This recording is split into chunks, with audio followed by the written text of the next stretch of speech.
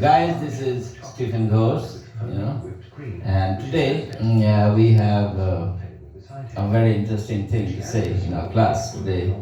I'm going to tell the students today about the importance and the significance of the Christian missionary schools.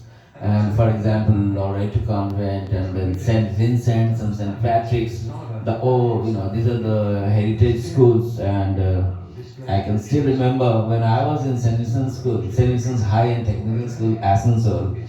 My teachers were Brother Keen, Brother J. Keen, Brother Valentine, Brother Pinto, Brother Folio, Brother Hughes, Brother Parton from Australia, and I still remember them very, very nicely. It's evergreen. It's absolutely in my mind 24/7. I can still remember the way they used to talk to me, the way they used to talk in English, and that made me really, really, happy. And I'm a good learner, and that's the thing I used to learn, because vocabulary and the phonetics, the way you speak a particular language. So I'm going to talk about my school, St. Vincent's School. In my school, in those days, things were really, really very tough, you see. And let me tell you by point. Point number one was that punctuality. Punctuality means you got to go to school at proper time. For example, the time is 7:15 a.m. means 7:15 a.m. I mean, you have to get just 5 minutes earlier, but not late. And if you're late for the school, you'll be getting a heavy punishment. And second thing was that inside the school compound, and the compound was really, really very huge at that time. You see, we had one swimming pool, we had boxing ball court, then we had lawn tennis courts, then we had 16 playgrounds. I can still remember, and we had our own school hospital, one small chapel, and one auditorium, and so many different labs were there for physics, chemistry, biology, separate labs. And of course, we had one huge library in the school. And I can still remember Brother Foley was the principal at that time. And Brother Foley was really very nice man. He had a round pink face. I can still remember. And second point was that inside the school, you're always supposed to talk in English. You cannot talk in any other language. You got to talk only in English. Even if you're talking among yourselves, even if the children are talking among themselves, they have to talk in English. They can't talk in any other language like Bengali or Hindi. Even the Chinese were there at that time, so they cannot talk in the local language inside the school compound. If you're talking very secretly, that's another story.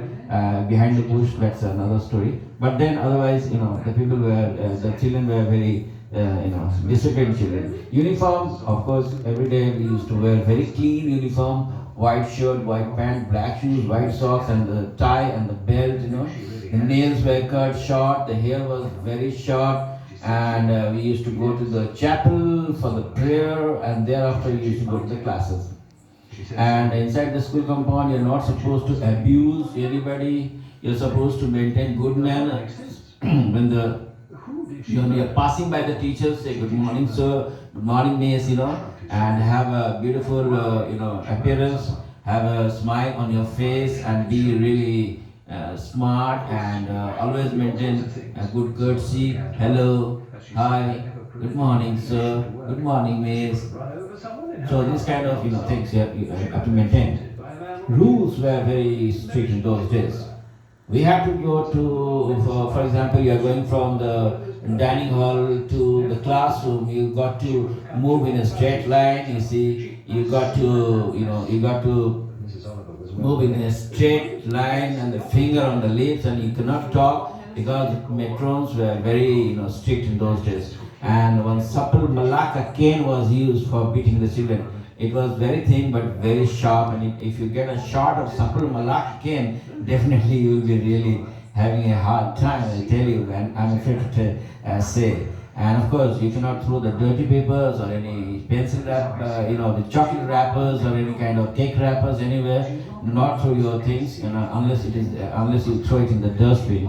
and obey the rules, every rule, whatever the rule according to the class, according to the discipline of the school, you got to maintain. Do the prayers, sing the songs, and go to the chapel and do the prayers, and get the moral lessons like be a good human being. And this is one of the most important things that is taught in the Christian missionary schools. My school, I love my school, St. Vincent's High and Technical School, Asansol. Of course, St. Patrick's is my brother. And of course, St. Patrick's and St. Vincent's both were under actually this was under the Christian Missionary Brothers. And Brother Edmund Rice was the founder of the Christian Missionary congregation or society. This Christian Missionary Society, they had the brothers, they used to teach all around the world, and this is how the Christian Missionary Schools became very famous ever since it came to India. I'm very lucky to be one of the students of that school. But then, sadly speaking, I just want to say that there are some people, they don't get this opportunity to study in this kind of big schools, big in the sense that the fee is very high, and then in that case what will happen? Because of the high fee, many poor people cannot put their children in this kind of schools. They belong to maybe say any local schools, any private school, any pocket school, any government school.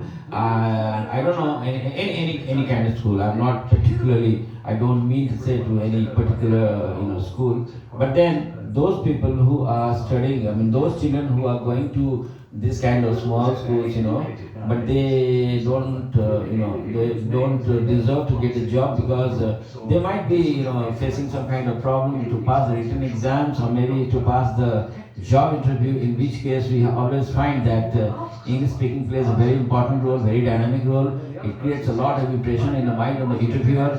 Even the passing the written exam is not so easy. So you got to be a good student, in the sense that, and if you go for the higher studies, definitely you have to take English. You have to learn English, you have to know English in a very, very beautiful manner, having a proper depth knowledge, and you have to read more and more books. Until passing the master degree is not enough. You've got to read more than 1,000 books or maybe 1,500 books and grab the language of the different writers like Robert Louis Stevenson and Charles Dickens and Agatha Christie and Arthur Conan Doyle. I still love Arthur Conan Doyle because the depth of the words are very heavy in that case.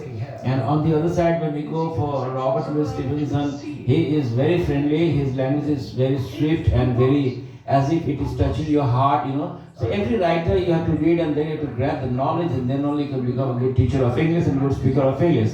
So you see, it takes a lot of dedication, it takes a lot of hard work to come down to that particular standard or to come up to that particular standard and get your flags flying high all the time.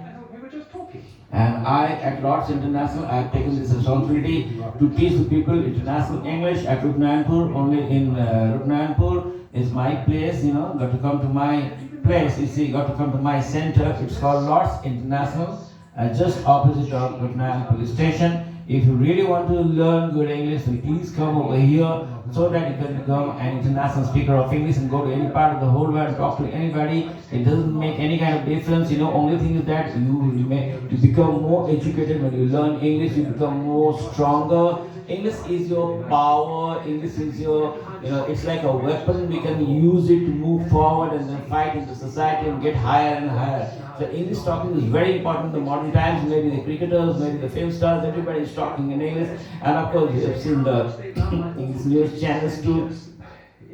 So it takes a lot of hard work. So please go be a good speaker of English and give me this opportunity to teach you good English, which is very, very important. And this is the way to make awareness in the society and bring up the downtrodden people and uplift the lower classes people. So please help me to do my job and subscribe for me and help me to change the society. I am doing such a hard work for the country, and it's not money. The fee is very small fee, negligible fee. But then at the same time, the hard work and brain work and the innovative ideas that is being brought up from time to time is playing a very important role. And I want you to please help and subscribe for me. Thank you. This is Stephen Ghosh signing off.